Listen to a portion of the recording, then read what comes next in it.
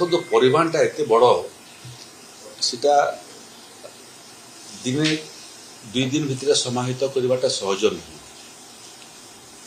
आम ये दिगरे गोटे डाटाबेस प्रस्तुत करुचु। से डाटाबेस है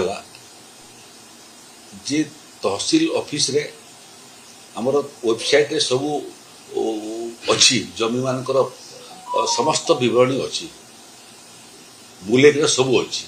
एबे तार कंपाइलेशन चली जी सरकारी जगह केते अच्छी व्यक्तिगत भाव में जो माने जमी मालिक से जमीर परिमाण केते जमीर अधिकारी केते जन संख्या एवं परिमाण केते। तृतीय विभिन्न विभाग को जो जमी आम अतीत देचु से जमी मानकर परिमाण केते एवं से जमी जो उद्देश्य दिया केते परिमाण जमी व्यवहार होती केते परिमाण जमी विभक्त ही नहीं। एवं चतुर्थ विषय है जे केते जमी जबरदखल रे अछि।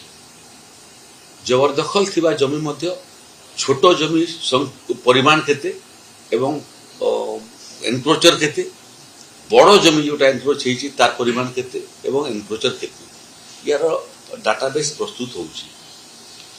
एबे मझिरे दिल्ली रे जाइकरी मध्य मु ग्राम उन्नयन विभाग मंत्री को संगे कथा लगी जे ओडिशा रे जो जो जगह सर्वे ही नहीं एवं जो सर्वे अतीत पूर्व सरकार कले एवं भूल त्रुटि बाहरला देवगढ़ रे भूल बाहरला सोनपुर रे भूल बाहरला निखुण सर्वे करने सबुठारु श्रेष्ठ आधुनिक कारीगरी कौशल सहयोग बाबद में निवेदन करी। आज गोटे एसओपी आम प्रस्तुत करूँ जे सर्वे ही न जगह को सर्वे करने पूर्वतन एसीएस रेवेन्यू ताकू अध्ययन कर मो पाखु फाइल पठे किंतु फाइल टाक पुणी मु नुआ एसीएस रेवेन्यू पाखु पठे दृष्टिगोचर को आसू और से अध्ययन करूँ। तो ये थोड़े ये सर्वे हो गले आमर परवर्ती पदक्षेप हम जे ओडिशार जिते जमी अच्छी विभाग जमी हो जबरदखल जमी हो सरकार जमी हो अनुष्ठान जमी हो किंबा शिल्प जमी हो ये थोड़े डाटाबेस प्रस्तुत हो गले प्रकृति आम एवं ओडिशावासी जानापी स्थिति को आसवे जे राजस्व जमी केते केते ठीक भाव में व्यवहार होते ठीक भाव में व्यवहार होनी केते जबरदखल होती एवं जबरदखल भितर केते जन गरीब जो मैंने घर ढीह खंडे नहीं घर खंडे बन ये थरे प्रस्तुत है तार संपूर्ण कंप्यूटरीकरण करने आम टेक्नोलोजी एनआईसी संगे कथबार्ता कर टेक्नोलोजी डेभलप करुच्ची निखुण दस्तावेज प्रस्तुत निखुण कंप्यूटरीकरण एवं से कंप्यूटरीकरण को आम स्वयं संशोधन व्यवस्था ऑटो म्यूटेशन बोल जहाँ कहूँ आम इटा को से भीतर जोड़ापे चाहूँ तार फल कौन हम तुरंत डायरेक्टर बार्थ एंड डेथ सांगे तहसील ऑफिसटा इंटीग्रेटेड हो गले किए मले डायरेक्टर डेथ एंड बार्थ पाखे नोटिफिकेशन हो गले संपुक्त तहसीलदार जानी पकेब जे तार तहसील जड़े पट्टाधारी तर मृत्यु हो तेणु अन्य क्या अपेक्षा न करी अनुसंधान करी मृत व्यक्ति ना जो मैंने उत्तराधिकारी ना मैंने चढ़े पार एनक्रोचमेंट ताकू देखा सैटेलाइट व्यवहार हो पार जमी सैटेलाइट देखू जे निर्दिष्ट कौन जगह केबे एनक्रोचमेंट है तहसीलदार भी देखिए कलेक्टर भी देखिए राजस्व विभाग देखिए एवं थोड़े से भाया व्यवस्था को इंट्रोड्यूस कले से भी आम ये व्यवस्था रखू जे एनक्रोच होता जमी किमिति फेरस्त आसब नुआ करे जमी एनक्रोच हो पार नहीं एवं एनक्रोच आरंभ हला बेलू ही चिन्हट होकर कार्यानुष्ठान हो पार ये सिस्टम डेभलप कर समय लगे मत लगुच थे यहाँ डेभलप हो गले एवं जो ଶିଳ୍ପାନୁଷ୍ଠାନ ମାନେ କିମ୍ବା ଅନୁଷ୍ଠାନ ମାନେ ଜମି ନେଇଛନ୍ତି ନିର୍ଦ୍ଦିଷ୍ଟ କାମ କରିବା ପାଇଁ କରୁନାହାନ୍ତି ତାର ମଧ୍ୟ ରିପୋର୍ଟ କଲେକ୍ଟରମାନଙ୍କ ଠାରୁ ତଲବ ହେଇଛି। ଏବେ ନୂଆ ଯେଉଁ Odisha government land management act ଆମେ ପ୍ରସ୍ତୁତ କରୁଛୁ ତାକୁ ପ୍ରସ୍ତୁତ କରିବାର ଲକ୍ଷ୍ୟ ମଧ୍ୟ ସେଇଟା। ଲକ୍ଷ୍ୟ ହେଉଛି ଯେ ସରକାରୀ ଜମି ରାଜସ୍ୱ ଜମି ସୁରକ୍ଷିତ ରହୁ, ଲୋକଙ୍କର କାମରେ ନିୟୋଜିତ ହଉ, ବିକାଶର କାମରେ ନିୟୋଜିତ ହଉ ଏବଂ ଅଧିଗ୍ରହଣରୁ ସମ୍ପୂର୍ଣ୍ଣ ମୁକ୍ତ ରହୁ। ପଇସା ପତ୍ର ମଧ୍ୟ ଆମେ 30ଟା ଜିଲ୍ଲାକୁ ଦେଇଛୁ।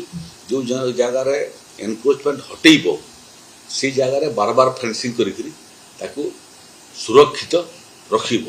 ମୋତେ ଲାଗୁଛି ଏ ପ୍ରକ୍ରିୟା ଥରେ ସମାପ୍ତ ହେଇଗଲେ ଓଡ଼ିଶା ଗୋଟିଏ ଦୃଷ୍ଟିରୁ ବହୁତ ଲାଭାନ୍ୱିତ ହେବ ଯେ ଏକ ଯେଉଁଟା କଲମ 2 କରେକ୍ସନ୍ ଚାଲିଛି, ନୂଆ ପିଢ଼ି ତାଙ୍କର ଜମିର ପଟ୍ଟା ପାଇଯିବେ। 2 ଯେଉଁମାନେ ଛୋଟ ଜମି ଜବରଦଖଲ କରିଛନ୍ତି ନିଜସ୍ୱ ଘରଟିଏ ନେଇ ସେମାନେ ପଟ୍ଟା ପାଇଯିବେ। ନମ୍ବର 3 ବଡ଼ ବଡ଼ ସମ୍ପନ୍ନ ଲୋକ ଯେଉଁମାନେ ଆଇନକୁ ଖାତିର ନକରି ଲୋଭର ବଶବର୍ତ୍ତୀ ହେଇକରି ଜମି ସବୁ ମାଡ଼ି ବସିଛନ୍ତି କିମ୍ବା ଭିତ୍ତିଭୂମି ପ୍ରସ୍ତୁତ କରିଛନ୍ତି ସେମାନେ ସବୁ ଜବରଦଖଲ ମୁକ୍ତ ହେଇଯିବେ। ଜବରଦଖଲର ପ୍ରକ୍ରିୟା ମଧ୍ୟ ସାଟେଲାଇଟ୍ ମାଧ୍ୟମରେ ଡ୍ରୋନ୍ ମାଧ୍ୟମରେ କେମିତି ମନିଟରିଂ ହେଇପାରିବ ଏବଂ ତୁରନ୍ତ ରାଜସ୍ୱ ବିଭାଗ ଜାଣିପାରିବ ଯେ ମାଲକାନଗିରିର କୌଣସି ନିର୍ଦ୍ଦିଷ୍ଟ ପଞ୍ଚାୟତର ନିର୍ଦ୍ଦିଷ୍ଟ ଗାଁରେ କିଏ ଜଣେ ଅଧିଗ୍ରହଣ କରିବାଟା ଆରମ୍ଭ କରିଛି, ଏନକ୍ରୋଚମେଣ୍ଟ କରିବାଟା ଆରମ୍ଭ କରିଛି।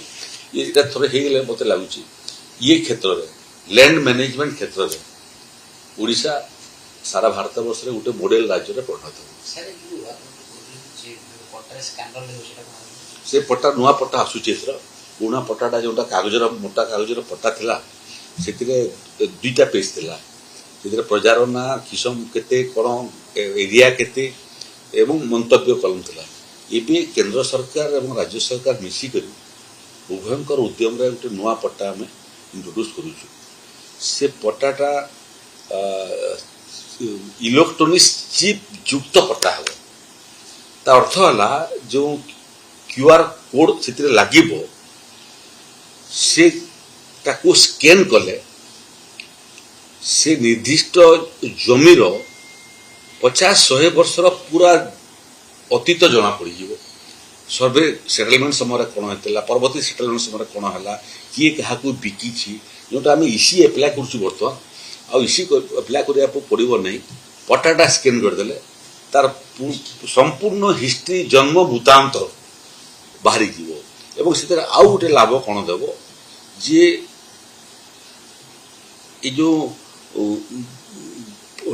ଠକମାନେ ଯେଉଁ ଜମି ବିକ୍ରି କରିଦେଉଛନ୍ତି ଲୋକଙ୍କୁ ଭୃତେଇ କରି, ଇଏ ଚିପ୍ସ ଆସିଗଲେ ପଟ୍ଟାରେ ବି ଚିପ୍ସ ରହିବ, ଇଲେକ୍ଟ୍ରୋନିକ୍ସ ଚିପ୍ ରହିବ ଏବଂ ତହସିଲ ଅଫିସ RI ଅଫିସ ମାନେ ମଧ୍ୟ ସେ ଚିପ୍ସ ସାଙ୍ଗେ ଯୋଡ଼ିକି ରହିବେ।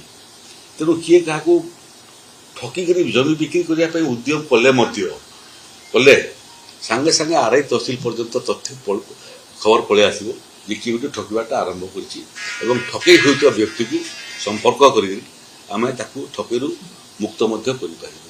ବ୍ୟାପକ କାରିଗରୀ କୌଶଳ, ଆଧୁନିକ କାରିଗରୀ କୌଶଳକୁ ବ୍ୟବହାର କରିକି ଓଡ଼ିଶାକୁ ରାଜସ୍ୱ ଜମି ବନ୍ଦୋବସ୍ତ ମାମଲାରେ, ରାଜସ୍ୱ ସେବା ପ୍ରଦାନ କରିବାର କ୍ଷେତ୍ରରେ ଏବଂ ପ୍ରାକୃତିକ ବିପର୍ଯ୍ୟୟକୁ ମୁକାବିଲା କରିବାରେ ଆମେ ଯେଉଁ ଦିଗରେ ଯାଉଛୁ ଲକ୍ଷ୍ୟ ଏଇଟା ଅଛି ଯେ ଏ ସବୁ ସେବା ପାଇଁ ଓଡ଼ିଶାକୁ କେମିତି ଆମେ ଆଗାମୀ ଦିନରେ ସାରା ଭାରତବର୍ଷରେ ଏକ ମଡେଲ ରାଜ୍ୟରେ ପରିଣତ କରିବା।